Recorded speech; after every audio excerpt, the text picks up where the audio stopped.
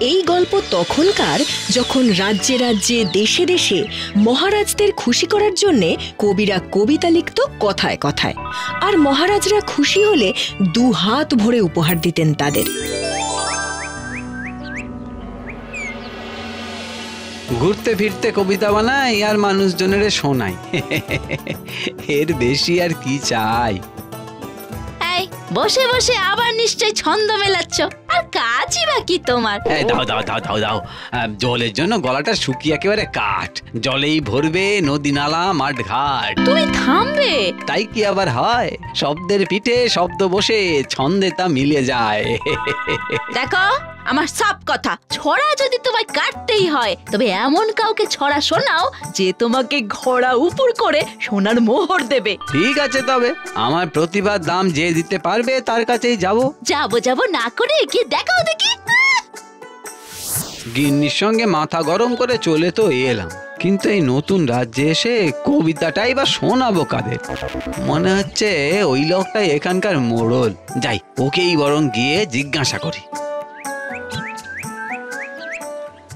আপনাকে তো এই রাজ্যে নতুন বলে মনে হচ্ছে, তা কি প্রয়োজনে এসেছেন এখানে? আজ্ঞে না না, প্রয়োজন তেমন বিশেষ কিছু নয়, তবে জানতে চাইছিলাম যে এই রাজ্যে কবিতা শোনার লোক কে কে আছে। হ্যাঁ, তার মানে শুধু কবিতা শোনাতে আপনি এখানে ছুটে এসেছেন? তাই যদি হয় তবে আপনি একেবারে ঠিক জায়গায় এসে পড়েছেন। এই রাজ্যের রাজা রাজেন্দ্র প্রতাপ কবিতার বিশাল সমজদার, শুরুটা তাকে দিয়েই করুন। একেবারে রাজামশাইয়ের কাছে? ও, এমন একটা সুযোগ তো চাই, তবে তাড়াতাড়ি যাই। রাজার কাছে গেলেই কবি টের পাবে কার পাল্লায় পড়েছে। ওর মতো যে কতজন এলো গেল।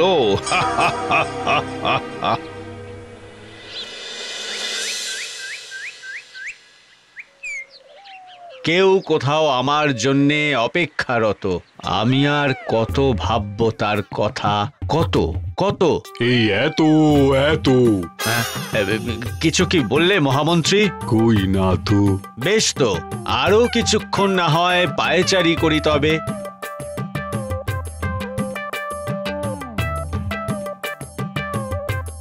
আরে আরে, কে তুমি? ওদিকে কোথায় যাচ্ছ? দেখছো না রাজামশাই পায়চারি করছেন?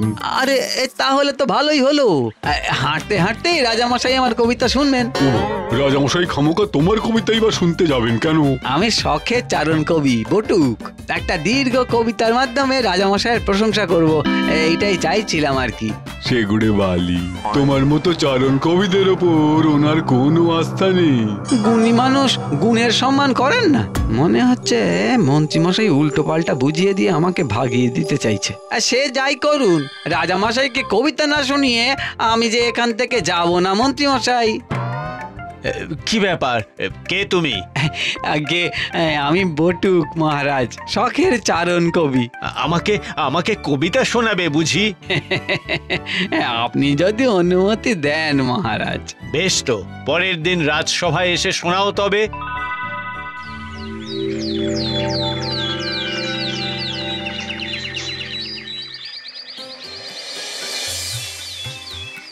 মহারাজের জয় হোক, আমি এসে গেছি মহারাজ। এসেই যখন পড়েছো তখন শুরু করে দাও। এই তো, তাহলে আমার মনের কথা। রাজা রাজেন্দ্র ক্ষমতার কেন্দ্র, নীতি পরায়ণ ন্যায়বান, প্রজা কল্যাণে সদা অতন্দ্র, চারিদিকে তার জয়গান। যতই বলি ততই সামান্য, তিনি শ্রেষ্ঠ, তিনি মহান। বটে, তা শখের চারণ কবি, রাজার কোন নীতির কথা বলছো তুমি? এরকম অনেক 4 আনা 6 আনার কবি আমি দেখেছি যারা আমার প্রশংসা করে কিছু কামিয়ে নিতে চায় এই ফাঁকে। তবে তোমাকে একটু অন্য রকম পুরস্কার দেব এবার। কেমন পুরস্কার মহারাজ? তোমার পাগড়ি খুলে রেখে 10 বার ওঠবোস করো আগে, তারপর মানে মানে সরে পড়ো। কথাটা কানে গেছে? শুধু কানে নয় মহারাজ, বুকের মধ্যেও রেখে দিলাম।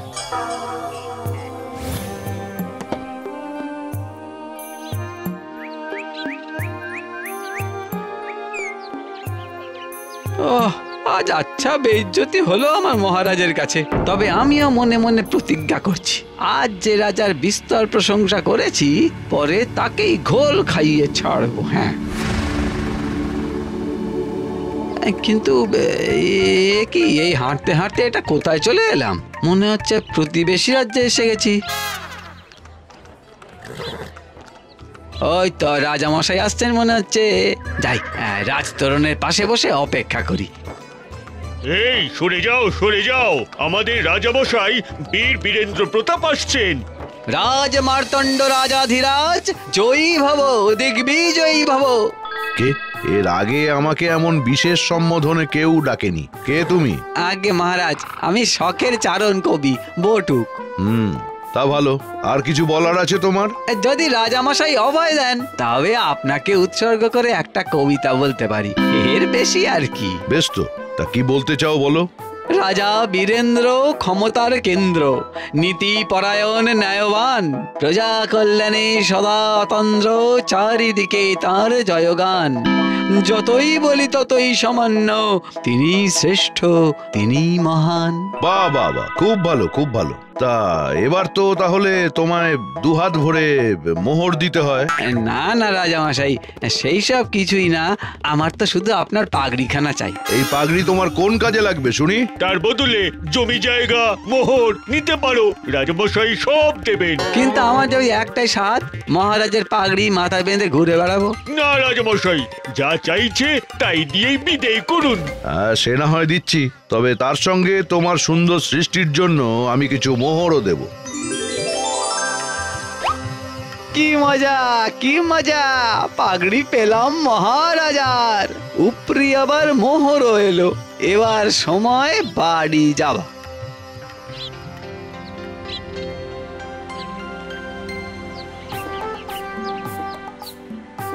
কই গো গিন্নি, গেলে কোথায়? এতদিন পরে ফিরে এলাম, কোথায় কেমন ঝপ করে বেরিয়ে আসবে।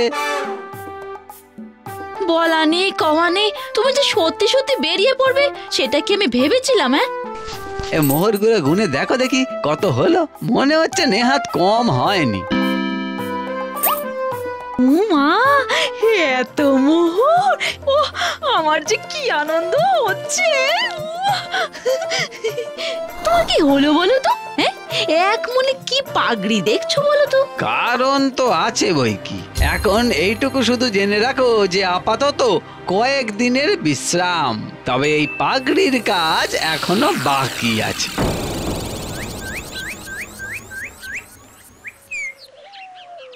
কি এত ভাবছেন রাজামশাই? না, তেমন কিছু না, তবে অনেক দিন হয়ে গেল সেই চারণ কবির কোনো খবর নেই। সে আমার পাগড়ি নিয়ে কি করছে কে জানে। সে দেখুন, পাগড়ি পরে কোন দেশ বিদেশে ঘুরে বেড়াচ্ছে আর কবিতা বানাচ্ছে।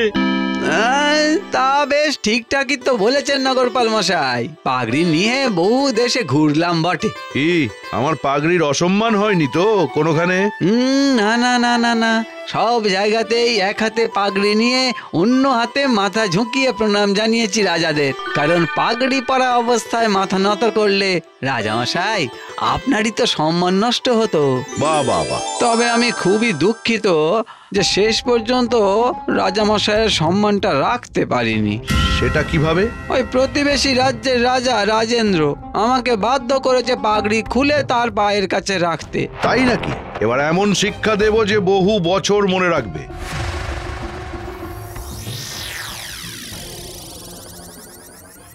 ও, হচ্ছে না, হচ্ছে না, কিছুতেই হচ্ছে না। কি হচ্ছে না মহারাজ? ঠিক যেমন কবিতা লিখতে চাইছি তেমনটা পারছি কই। আগে ছোট মুখে বড় কথা হবে, তবু বলি মহারাজ, আপনার দম্ভই আপনার কাল হলো। তুমি আবার এসেছো, আগের বারে শিক্ষা হয়নি বুঝি? কিন্তু এবারে যে আপনার শিক্ষা নেওয়ার পালা মহারাজ, সবাইকেই তার প্রতিভার জন্য যোগ্য সম্মান দেওয়া উচিত। আগের বার শুধু পাগড়ি খুলিয়ে ওঠবোস করিয়েছি, তাতেও তো লজ্জা হয়নি দেখছি। এবার যাবজ্জীবন হাজত বাস করাবো। আগে মহারাজ আপনি নিজে বাঁচুন, তারপর না হয় অন্যকে শাস্তি দেওয়ার কথা ভাববেন। মহারাজ মহারাজ, বিপদ হয়েছে মহারাজ, বড় বিপদ। প্রতিবেশী রাজা চারদিক থেকে আমাদের প্রাসাদ ঘিরে ফেলেছে। বলো কি, কি সর্বনাশ! তেমন কিছু নয় মহারাজ, একদিন যেখানে সম্মান হারিয়েছিলাম আজ সেখানেই সম্মান রক্ষা করতে এসেছি। হ্যাঁ, বুঝেছি। এখন স্বীকার করে নিতে দোষ নেই যে আমার অহংকারী আমার পতনের কারণ হলো। আমারও কিছু তো হলো, আর যা হলো সেটা নেহাত মন্দ নয়। বটুকের বুদ্ধির জয় জয়কার হলো বিস্তর। তারপর একদিন বটুক চারণ কবি থেকে রাজা বীরেন্দ্র সভা কবি হয়ে গেল, আর আমাদের গল্পের নোটে গাছটাও মুড়লো।